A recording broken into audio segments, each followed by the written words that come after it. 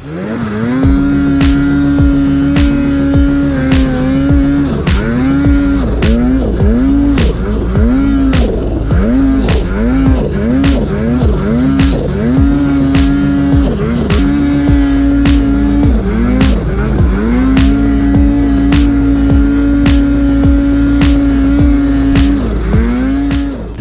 is my 2022 Polaris Chaos Boost, or more officially known as the 2022 Polaris Matryx Patriot Boost RMK Chaos / 155 2.75.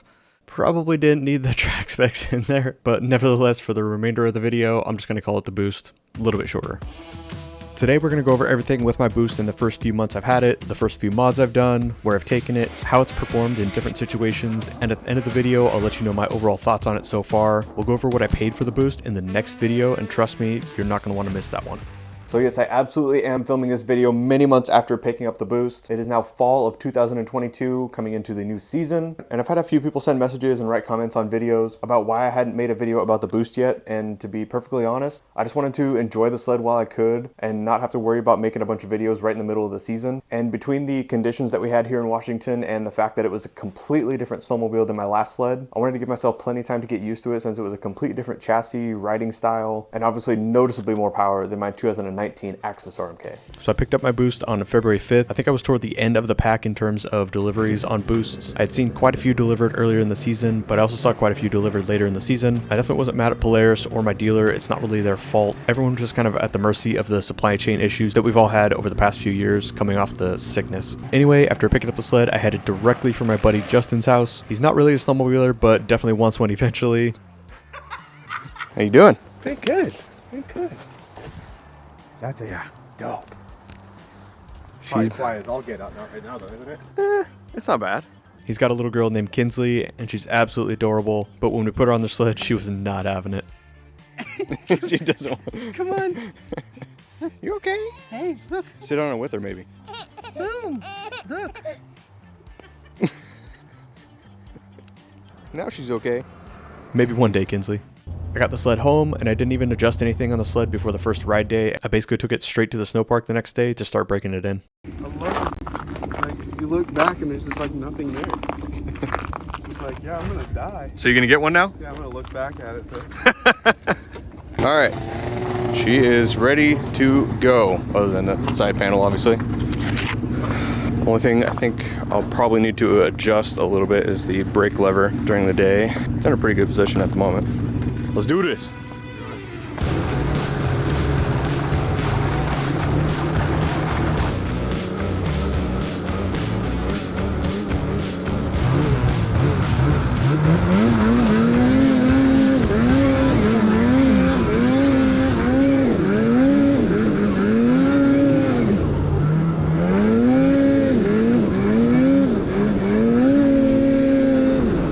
Oh my God.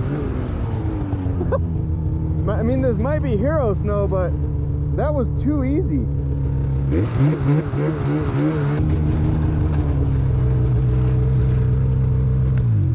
Slightly confused. You said you wanted road gap, right? Yeah, but the landing's instant death. Hard pass.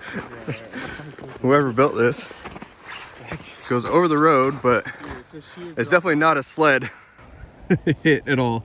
It's for snowboarders or skiers, but it just drops off like a cliff. Straight to flat. Straight to. If you hit it in, You gotta sniper landing that like perfectly. At this point in the season, we were coming off of a month-long lack of precipitation, so we really didn't have any new snow, which I was actually fine with. I didn't want to break in the Boost with super deep powder. I mostly just wanted to get used to it at first. So a lot of my break-in miles were trail miles and somewhat hard pack conditions.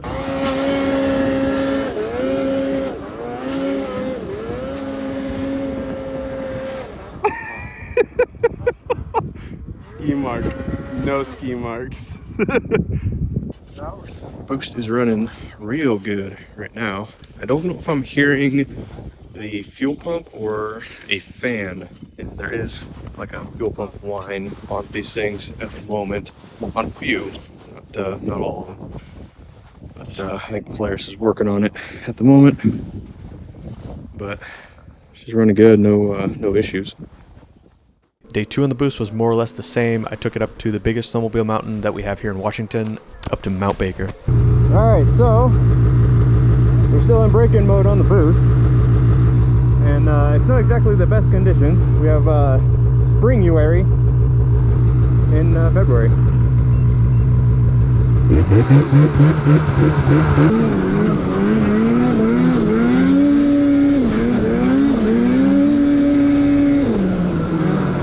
I went with my buddy Joey. It was just the two of us, and again, no real new snow conditions.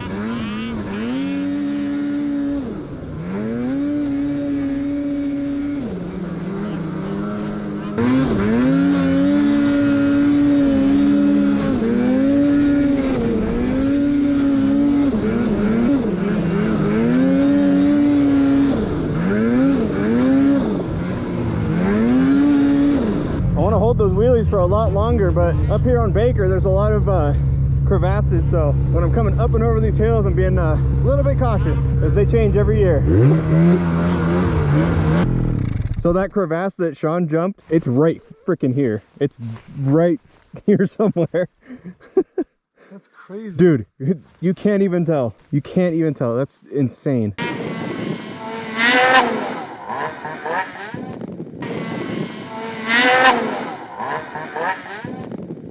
What's also crazy is how this is all cool and this side is just straight cliff the f off. Yeah. It's so wild up here. So we just spent some time checking out a few spots to take some photos, locations to build some cheese wedges in the future, and even making a TikTok video. We pretty much called it an early day after that.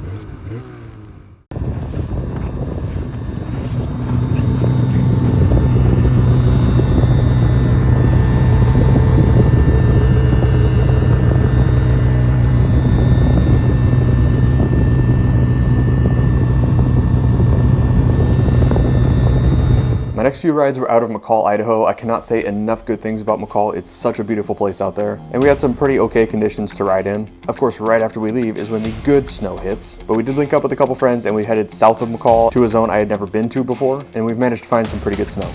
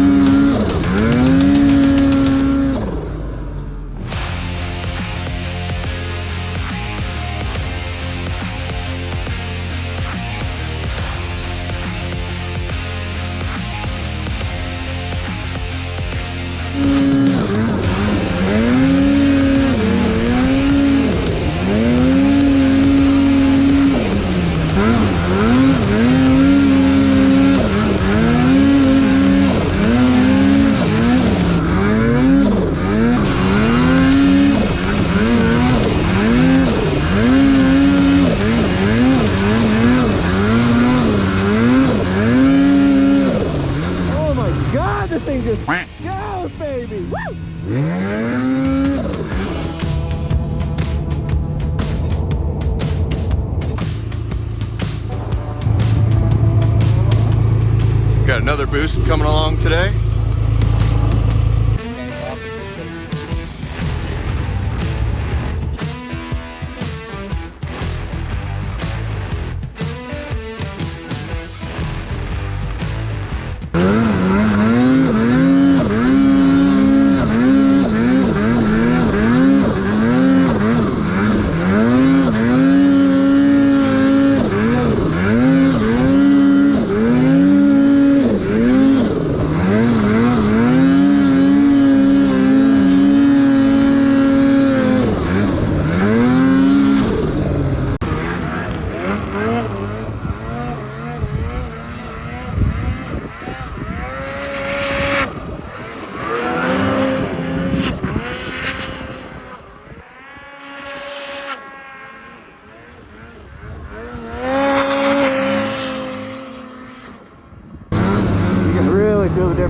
splash tunnel compared to the axis tunnel. Holy cow.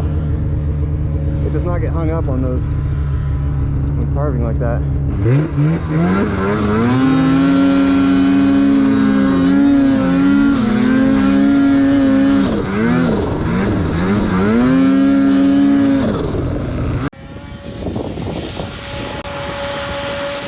So this was the other rider with the boost in the group.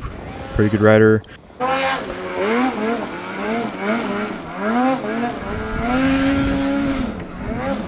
I'm not quite to that level yet, but I'll see what I can do this season.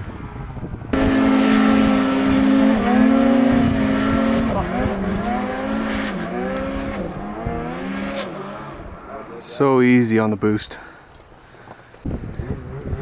I'll let Steven here try out the boost. See how he likes it.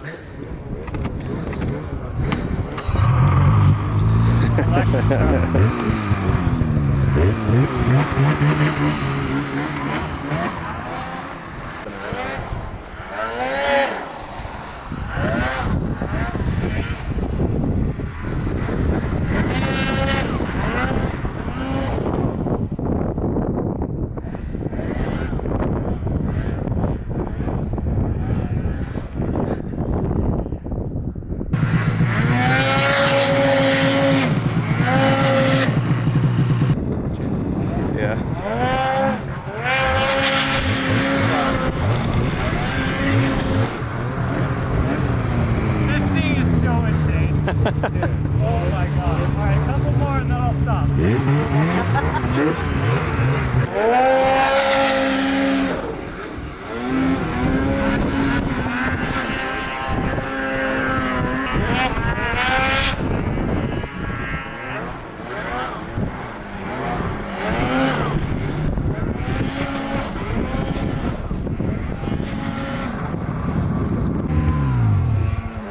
The steering feels significantly lighter than on my sled. Like, the bars just turn immediately.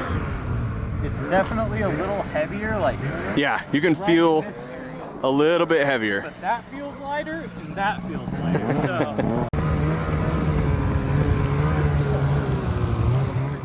So one thing I've noticed with my Matryx Boost as compared to my Axis 850 is that I did have to stop to cool it down a little bit more often, mostly on the warmer days where we didn't really have too much new snow on the trail, and even the scratchers were helping a little bit, but not enough to where it keeps it around that operating temperature. Not really a huge deal for me, but if you're going to buy a Boost, that's one thing that you should know.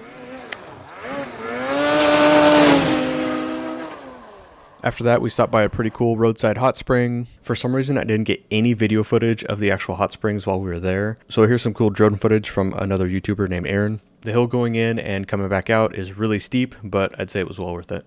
Hopefully this will focus. Get kind of, not really. The trail out, this is looking up. that's your route if you can stick it. Out of the hot springs. You can't even see them at all. It's so dark. A lot of fun. By the third day in McCall, I was still not out of break-in, so I needed to put some more miles on the sled because there were some pretty decent weather conditions coming up in the forecast back in Washington. So first, it was time for some upgrades. Now, I had already put the wrap on before I went to McCall, but it's from one of my longtime sponsors, Arctic Effects. Seriously love how this theme turned out, all the color scheme and everything. And of course, it was super straightforward and easy to apply. Everything is cut right, and it required very little, if any, trimming. Next up was a set of Boondocker 2.0 handlebars from Cheetah Factory Racing, in purple of course, to match the other upgrades on the list. I also needed to raise them up a little bit, so I had to drill out one of these stock lower handlebar clamps in order to run the button head bolts that I had for it. So I threw them in the drill press and got them perfectly sized, and then everything else went together pretty smoothly. It's taken a few years of some trial and error trying to figure out what was the best options for me in terms of handlebar setup. I've found that using the stock lower pieces kind of raises it up just perfectly to where the handlebars sit at just the right height for me, and then using really good quality hardware, including these button head bolts and lock washers and lock nuts to make sure everything stays tight. I also used a set of the RSI extended heaters on top of a cork base layer, just like I've always done. Then also threw on a TKI throttle block, brake lever, and brake reservoir cover, and I think they match the purple and black theme pretty darn well. Next up was another cornerstone part that I put on every single sled I buy, and that was a PowerMad oil sleeve. I love this cheap little upgrade. Then it was time for some real fun. I ordered a set of the Fox Brant Edition 1.50 QS shocks, both front and rear. Hey, there it is. Thank you, Chris. Appreciate that, man. Yeah, in the notes section when you order on his website, ask him to have the box signed and he'll do it. That's awesome. Thank you so much, Chris. The only problem with the rears is that with the new slash tunnel and the bumpers and the plastic snow flap, there's no way to put it on a stand. So I've got to jimmy rig something to get the rear up. Okay, well, I figured it out. Track is completely off the ground. It's not very OSHA spec. So I have a broken shovel handle here that is literally just being supported by my vise, which is bolted down, so it's pretty strong. It's not holding up a crazy amount of weight because it's literally just the back of the sled. Most of the sled is towards the front, so it's not like it's holding a ton. It's not cracking or anything. It's not pulling the vise up or anything. I mean, it works.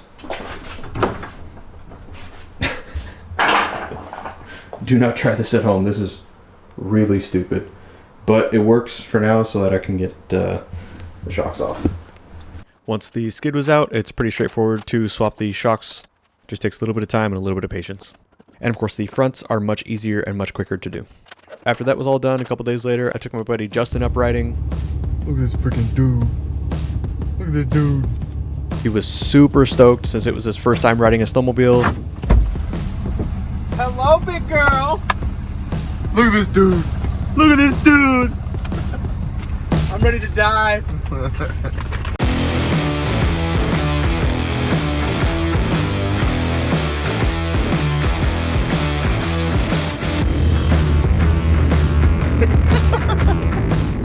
Now Justin and I are going to go up on the ridge and we're going to have some fun. Yes, sir. All right, well, conditions right up here. We got like 3 feet of fresh, or sorry, 3 inches of fresh. You know about 3 inches, don't you, baby? You measure it yourself? All right. And on top, or it's on top of just a very, very hard, icy layer. So it's just, can't do anything with it. But Justin's having fun. I wish I had a GoPro for you to throw on so you could just be yakking the entire time.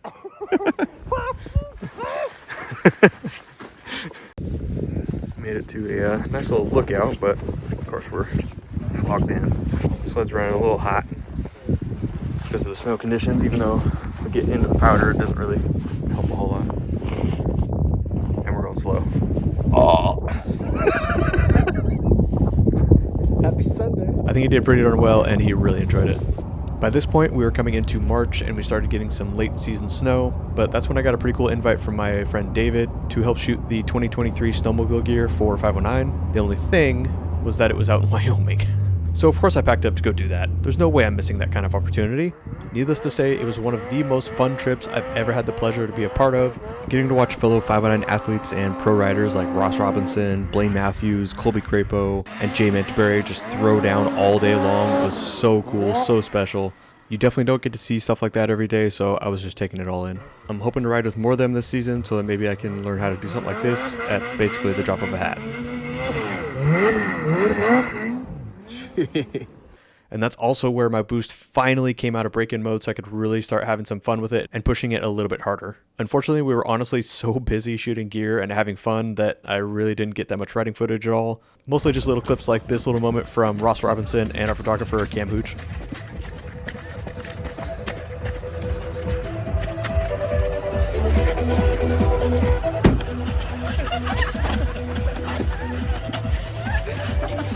Pass out, I'm tired.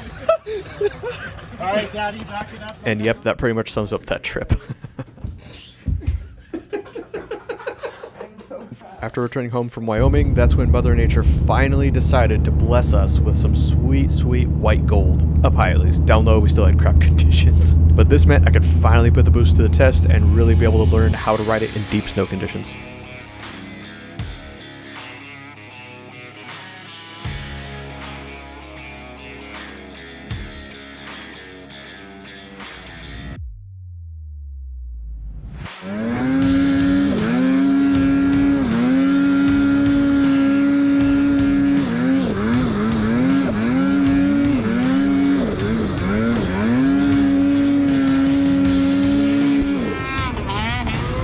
this storm really didn't give us a whole lot of time to ride. We only really had a few days of good conditions, but we made the most of it, and I could definitely tell the Boost was very happy at elevation. Polaris engineers obviously tuned it so that as you rise in elevation, it adds more and more power, and I was definitely loving every minute of it. Between the new 2.75 Series 8 track and the turbo, the sled would absolutely chew through any kind of deep snow. The biggest thing that I really noticed was the chassis. Whether you have an Axis or a Matryx chassis, the Chaos on either chassis is the most nimble, twitchy thing I've ridden so far. Just a little bit of input or weight transfer one way or another would make it shift direction so quickly that if you're not used to it, you're going to get tripped up quite a bit, and that's one thing that took me a while to get used to. The one thing that the Boost and Chaos combo really loves to do is wheelie. And yeah, it got me in trouble a couple times.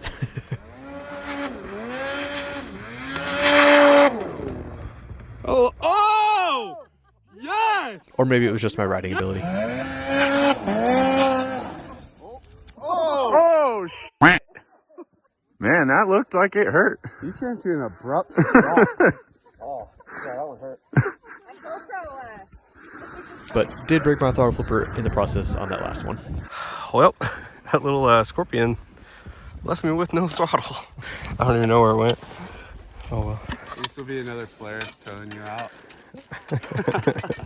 So, TKI throttle block is good. I think if I had the stalker, it would have probably exploded as well, because throttle cable is good. The wires are obviously gone, but part of the flipper is right here. But the throttle block is good. It's freaking fantastic. I just don't know where the flipper went. Oh my God. Wait. Oh! Oh! Oh! There it is! Yeah! Lucky draw. We just super glue it back together, you'll ride tomorrow.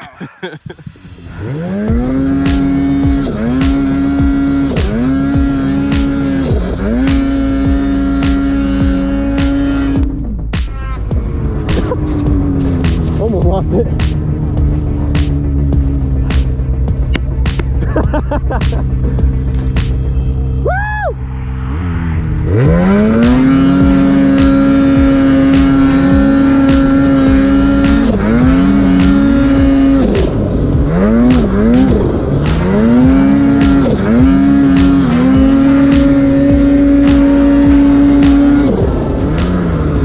Oh my Lord. I hope the GoPro is capturing this.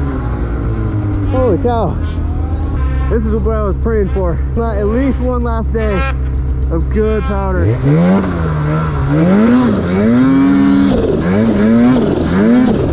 I did let my buddy Kenzie ride it on one of the really deep days. First time on the boost.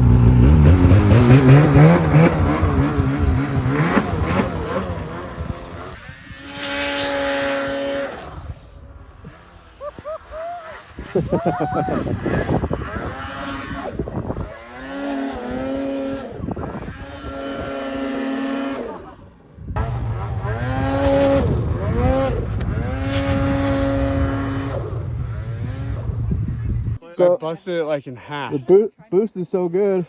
It freaking broke his. Yeah, see that? Dude, I was inverted. I don't think I can. So what's your thoughts on it? I don't know. I want one. Highly recommended, 10 out of 10. So much power. Oh my gosh. It's awesome. And if we didn't have flat light, you'd be able to ride it a little bit better because it's a little. This thing is a wheelie machine, boys and girls. Whew. But basically, that's the level of enjoyment these Polaris Boosts bring. They're just so much fun and have the perfect blend of horsepower and maneuverability for a stock sled to just buy right out of the box and ride it. You really don't have to do anything to these things. Just throw pump gas in it and go. And the best part about turbo snowmobiles is that it seems to just bring out the inner kid in anyone that grew up riding snowmobiles. It's like when you were young and you got to step on your dad's snowmobile for the first time, getting to feel what it's like to have all that extra power. For me, that was an 07 Dragon 700, and compared to my 05 600 RMK at the time, that Dragon was like a rocket ship. So I rode a few more times at the end of the season, but I called it quits pretty early. Spring conditions is a little bit tough on sleds, so I wanted to kind of avoid that with the Boost. So that brings us up to now. At this point, to start the 2022-23 season, I have 343 miles on the sled. I would love to hit 1,000 miles total this year, if not more, which if you ride backcountry, that's a lot of riding. So I want to thank you guys for watching. Make sure you hit that subscribe button and turn on notifications so you can watch the progression of the build, because I will definitely have a lot of update videos during the season on the Boost and how well it's doing. And again, make sure you watch the next video because we're going to talk about how much I paid for it. We'll see you next time. Thanks.